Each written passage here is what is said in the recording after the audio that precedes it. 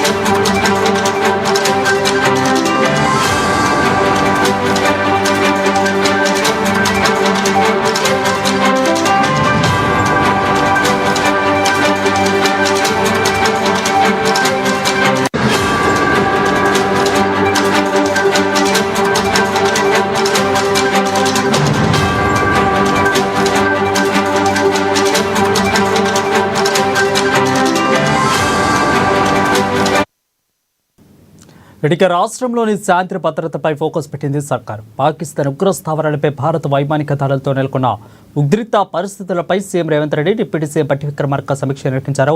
దీనిపై సీఎంఓ నుంచి మా ప్రతినిధి రమేష్ లైవ్లో అందుబాటులో ఉన్నారు. రమేష్, చెప్పండి, ఈ యొక్క భేటీలో ఎవరెవరు పాల్గొన్నారు, ఎన్ని గంటల వరకు కూడా జరుగుతూ ఉంది, ముఖ్యంగా ఏ అంశాల మీద చర్చిస్తున్నట్లు తెలుస్తోంది రమేష్? పాకిస్తాన్ సంబంధించి ఆర్మీ అయితే దాడులు చేస్తున్న నేపథ్యంలో ఇటు ధీటుగా భారత్ కూడా సమాధానం చెప్తున్న పరిస్థితులలో దేశవ్యాప్తంగా ఉద్రిక్త పరిస్థితులు కానీ అటు బార్డర్లో కూడా ఉద్రిక్త పరిస్థితులు ఉన్న నేపథ్యంలో రాష్ట్ర సచివాలయంలో డిప్యూటీ సీఎం బట్టి విక్రమార్క మరికొద్దిసేపట్లో ఒక అత్యవసర సమీక్ష సమావేశాన్ని అయితే నిర్వహించబోతున్నారు. ఇప్పటికే CM Revanth Reddy deputy CM సమావేశం కూడా జరిగింది. గతంలో 2 రోజుల క్రితం ఆయన డిప్యూటీ సీఎం ఢిల్లీలో ఉన్న నేపథ్యంలో ఈ పాక్ ఆర్మీకి సంబంధించి లేదా యుద్ధానికి సంబంధించినటువంటి పరిస్థితుల నేపథ్యంలో అర్జెంటుగా కాల్ బ్యాక్ చేయడం జరిగింది. ఆయన తెలంగాణ రాష్ట్రానికి కూడా చేరుకున్నారు. ఈ నేపథ్యంలో డిప్యూటీ సీఎం కూడా సమావేశం జరిపి ఒక నిర్ణయం అయితే తీసుకోవడం జరిగింది. ముఖ్యంగా రేపటి నుంచి మిస్ వరల్డ్ పోటీలకు సంబంధించి ఈవెంట్స్ని ప్లాన్ చేసి షెడ్యూల్ చేసిన నేపథ్యంలో భద్రతకు సంబంధించి కానీ కట్టుదిట్టమైన చర్యలు తీసుకోవాల్సిన అవసరం నేపథ్యంలో నిన్న సిసిఎస్లో సమావేశాన్ని కూడా ఏర్పాటు చేయడం జరిగింది. ఇప్పుడు మా పరిస్థితి మరింత ఉద్రిక్తంగా ఉన్న నేపథ్యంలో ఏదైతే డ్రోనులతో దాడి చేస్తున్న నేపథ్యంలో పాకిస్తాన్ దాడి చేస్తున్న నేపథ్యంలో ఇటు ఇండియన్ ఆర్మీ కూడా అదే స్థాయిలో సమాధానం చెప్తోంది. ఈ నేపథ్యంలో హైదరాబాద్కు సంబంధించి ఒక ప్రపంచాన్ని ఇటువైపు చూస్తున్నటువంటి పరిస్థితి ఉంది. మిస్ వరల్డ్ ఈవెంట్కు సంబంధించి రేపటి నుంచి 10వ తేదీ నుంచి 31వ తేదీ వరకు గ్రాండ్ ఫైనల్ జరిగే వరకు కూడా ఇక్కడ ప్రపంచం అంతా కూడా హైదరాబాద్ వైపు చూస్తుంది. మరోవైపు ప్రస్తుతం పరిస్థితి యుద్ధ నేపథ్య వాతావరణంలో ఉద్రిక్తంగా ఉన్న నేపథ్యంలో ప్రస్తుత సమావేశం అయితే చాలా కీలకంగా మారనుంది. ఇప్పటికే నేషనల్ డిఫెన్స్ ఫండ్ కోసము ప్రజాప్రతినిధుల సంబంధించిన 1 నెల వేతనాలను ఇవ్వాలంటూ కూడా సీఎం రేవంత్ రెడ్డి భావిస్తున్నారు. దీనికి సంబంధించి ఇద్దరు కూడా సీఎం రేవంత్ రెడ్డి అలాగే డిప్యూటీ సీఎం బట్టి విక్రమార్క కూడా ఒక డిసిషన్ అయితే తీసుకోవడం జరిగింది. కాంగ్రెస్ పార్టీ ఎమ్మెల్యేలు అలాగే ఎమ్మెల్సీల 1 నెల జీతాన్ని కూడా వేతనాన్ని విరళంగా ప్రకటించనున్నట్టుగా తెలుస్తుంది. అయితే ఇతర పార్టీలకు సంబంధించిన ఎమ్మెల్యేలు అలాగే ఎమ్మెల్సీలను కూడా 1 నెల వేతనాన్ని డిఫెన్స్ ఫండ్ కోసం ఇవ్వాలని ప్రభుత్వం కోరనుంది. అయితే ఇప్పుడు ప్రస్తుతం జరిగేటువంటి సమావేశంలో డిప్యూటీ సీఎంతో పాటు ఇతర మంత్రులు దుద్దిల శ్రీధర్ బాబు, అదేవిధంగా 3 సిపిలకు సంబంధించి కమిషనరేట్కు సంబంధించినటువంటి సివి ఆనంద్ అలాగే రాచకొండ సిపి సుధీర్ బాబుతో పాటు హైదరాబాద్ సిపి కూడా హైదరాబాద్ సైబరాబాద్ సిపిలు పాల్గొననున్నారు. ముఖ్యంగా ఏదైతే పర్యటనలకు సంబంధించి ఇప్పటికే రమేష్ అయితే చారిత్రాత్మక కట్టడాలు చాలా వరకు కూడా మన దేశంలో ఆపేశారు విజిట్ ని. సో ఇక హైదరాబాద్కి వచ్చేసరికి గోల్కొండ, చార్మినార్ ఇలాంటి వాటిని ఉద్దేశించి ఏమన్నా ఈ యొక్క సమీక్షలో వచ్చే అవకాశాలు మనకు కనిపిస్తున్నాయి అంశాలు. సో వీటి మీద ఏమైనా చర్చించుతున్నారా?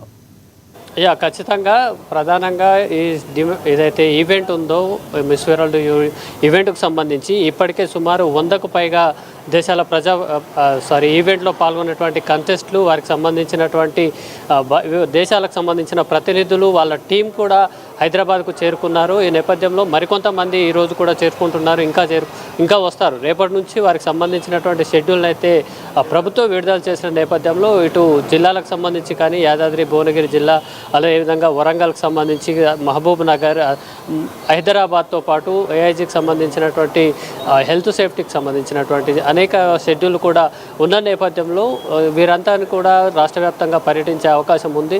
వీరందరికీ సంబంధించినటువంటి భద్రతకు సంబంధించినటువంటి సమావేశంలో విషయం పైన కూడా ఈరోజు చర్చించనున్నారు. ముఖ్యంగా 3 కమిషనరేట్లకు సంబంధించినటువంటి కమిషనర్లు హైదరాబాద్, సైబరాబాద్, అదేవిధంగా రాచకొండ సిపిలు కూడా ఈ సమావేశంలో పాల్గొంటున్నారు. దీంతోపాటు మినిస్టర్స్ దుద్దిల శ్రీధర్బాబు, బట్టి విక్రమార్క, ఇతర ఉన్నతాధికారులు కూడా సచివాలయంలో మరికొద్ది సేపట్లో సమావేశం కానున్నారు.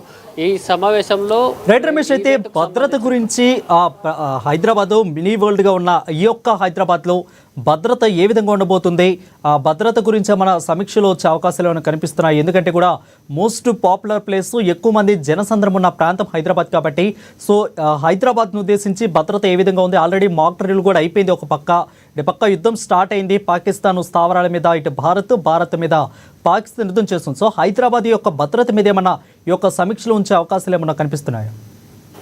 ఖచ్చితంగా భద్రతకు సంబంధించి కూడా సమావేశం కానున్నారు.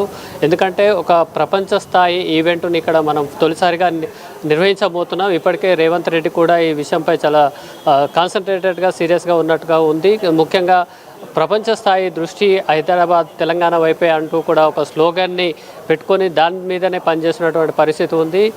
అన్ని దేశాలకు సంబంధించినటువంటి కంటెస్టెంట్లు, వారికి సంబంధించినటువంటి ప్రతినిధులు, దేశాలకు సంబంధించినటువంటి ప్రతినిధులు కూడా ఇప్పటికే చేరుకున్న నేపథ్యంలో వారికి భద్రతను, కట్టుదిట్టమైనటువంటి భద్రతను ఏర్పాటు చేయాల్సిన బాధ్యత కూడా మన ప్రభుత్వం పైన ఉంది. ఎటువంటి చిన్న అనుకోని ఘటన జరిగినా కూడా ప్రపంచం అంతా కూడా ఇటువైపు చూస్తున్నటువంటి నేపథ్యంలో ఒక రిమార్కబుల్గా కూడా ఇటు తెలంగాణ రాష్ట్రానికి కానీ భారతదేశానికి కూడా వచ్చేటువంటి అవకాశం ఉన్న నేపథ్యంలో ఆర్మీ సహకారాన్ని కూడా తీసుకునేటువంటి అవకాశాలు కనిపిస్తుంది. ముఖ్యంగా సిఐఎస్ఎఫ్తో పాటు బిఎస్ఎఫ్ ఆర్మీని కూడా ఏమన్నా వినియోగించుకుంటారా అనేది కూడా చూడాలి. ముఖ్యంగా కమిషనరేట్ల పరిధిలో 3 కమిషనరేట్లు ఈ జంట నగరాలను కవర్ చేస్తున్నటువంటి పరిస్థితి ఉన్న నేపథ్యంలో 3 కమిషనర్లు కూడా ఈ సమావేశంలో పాల్గొంటారు. వారికి సంబంధించి కీలక ఆదేశాలు ఇచ్చేటువంటి అవకాశాలు ఉన్నాయి. ఒకవేళ అదనపు బలగాలు అవసరమైతే, భద్రత అవసరమైతే కనుక జిల్లాల నుంచి ఉండేటువంటి ఐఏఎస్ ఆఫీసర్లను కానీ ఐపీఎస్ ఆఫీసర్లతో పాటు వారికి సంబంధించిన పోలీస్ స్టాఫ్ను కూడా ఏమైనా తీసుకుంటారా అనేది కూడా చూడాల్సి ఉంది.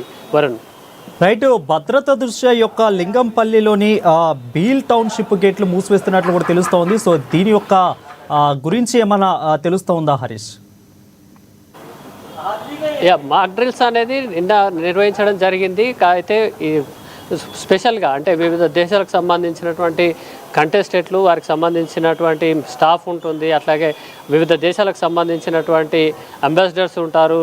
వారితో పాటు హై ప్రొఫైల్ వ్యక్తులు కూడా మన రాష్ట్రానికి వస్తారు. కాబట్టి ఎవరికి ఎక్కడ చిన్న సంఘటన జరిగినా, ఏదైనా నిజంగా ఉగ్రవాద చర్యలకే కాకుండా కొంతమంది ఆకతాయిలు కూడా డిస్టర్బ్ చేసేటువంటి పరిస్థితి ఉంటుంది. అట్లాంటి డిస్టర్బెన్స్ వచ్చినా కూడా తెలంగాణ ప్రతిష్టకు సంబంధించి ఒక రిమార్కబుల్ ఇన్స్టెంట్గా ఇది మిగిలిపోతుంది. అట్లాగే ఎంత పెద్ద స్థాయిలో నిర్వహిస్తున్నటువంటి ఈవెంట్కి సంబంధించి చిన్న డిస్టర్బెన్స్ వచ్చినా కూడా దానికి ఇటు రాష్ట్ర ప్రభుత్వం అలాగే జాతీయ స్థాయిలో భారతదేశానికి కూడా ఒక చెడు పేరు వచ్చేటువంటి అవకాశం ఉంది. ఇప్పటికే ఉద్రిక్త పరిస్థితుల నేపథ్యంలో ఐపీఎల్ మ్యాచ్లను కూడా రద్దు చేస్తున్నట్టు బీసీసీఐ ప్రకటించింది. సో ఇట్లాంటి ప్రతిష్టాత్మక ఈవెంట్స్ తీసుకున్నటువంటి నేపథ్యంలో వారికి ఏ మేరకు భద్రతను చేయగలము, అట్లాగే విజిటింగ్ టూర్స్ ఉన్న నేపథ్యంలో కూడా ట్రాన్స్పోర్టేషన్ కానీ, అట్లాగే అక్కడ ఉన్నటువంటి వసతులు కానీ, జిల్లాలకు వెళ్ళినప్పుడు లేదా ఇట్లాంటి హిస్టారికల్ ప్లేసెస్ ఉన్నాయి మన దగ్గర కూడా, హైదరాబాద్కి సంబంధించి కానీ, తెలంగాణలో కానీ, అట్లాగే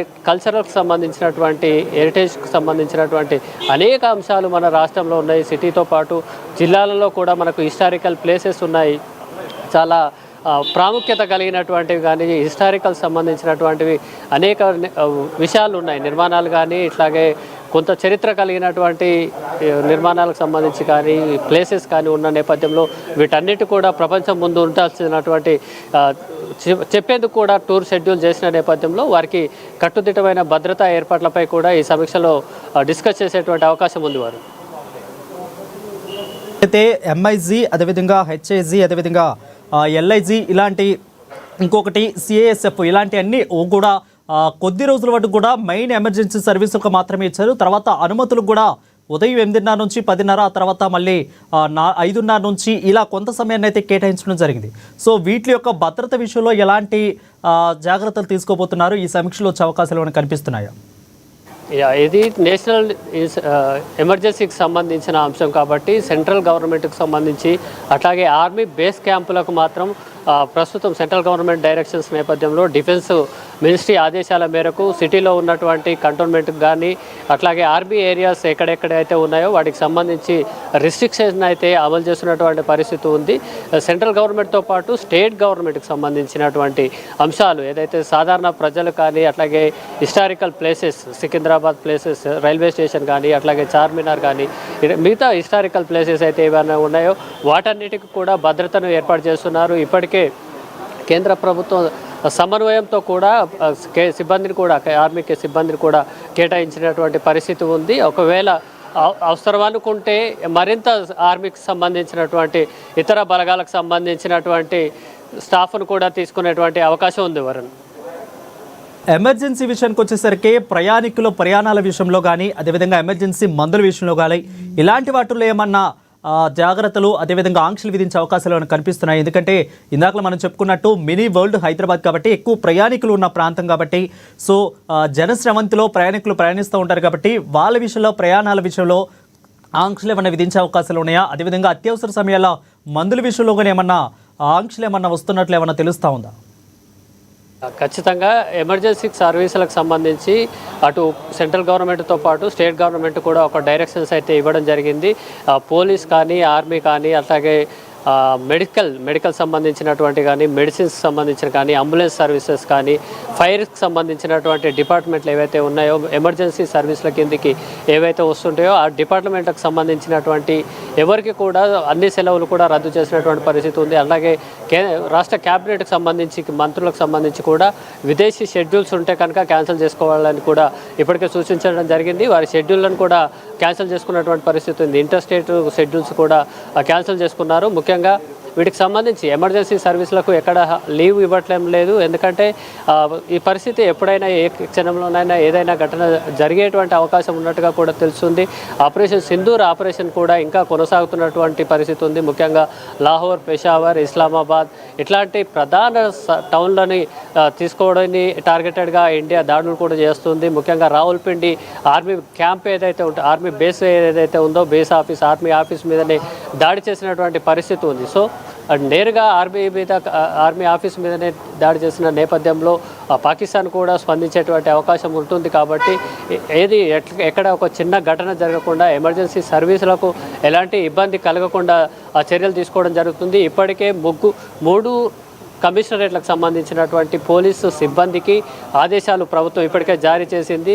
ఏదైతే పబ్లిక్ ప్లేసెస్ ఉంటాయో, ముఖ్యంగా జనసంబర్ధమైనటువంటి ప్లేసెస్, జేపీఎస్, అట్లాగే MGBS, Secunderabad railway station, Charminar, tank bund ఇట్లాంటి ఏరియాలు, సచివాలయం ఇట్లాంటి ఏరియాలు సిబ్బందిని నియమించడం జరిగింది. ఎక్కడైతే విజువల్ పోలీసింగ్ కూడా నిర్వహించేలా ఆదేశాలు జారీ చేయడం జరిగింది. ఈ నేపథ్యంలో స్టాఫ్ అంతా కూడా డిప్లాయ్ చేయడం జరిగింది. అయితే వీరు సాధారణ సెక్యూరిటీ కింద పనికొస్తారు. కానీ ఏదైనా అనుకోని ఘటన జరిగినప్పుడు శిక్షణ కలిగినటువంటి ఆర్మీ అవసరమైతే ఉంటుంది. కాబట్టి అట్లాంటికి అవసరమైనట్టుగా మన దగ్గర కూడా క్యాంప్స్ ఉన్నాయి, ఆర్మీకి సంబంధించిన క్యాంప్స్ ఉన్నాయి. కాబట్టి ఆ సైనికుల సహాయాన్ని కూడా కోరేందుకు కూడా నిర్ణయం తీసుకునే అవకాశం ఉంది. దీనికి సంబంధించి కూడా ఇక్కడ జరిగేటువంటి సమావేశంలో డిస్కస్ చేసే అవకాశం ఉంది. Varun, right, thank you Ramesh for the clear updates.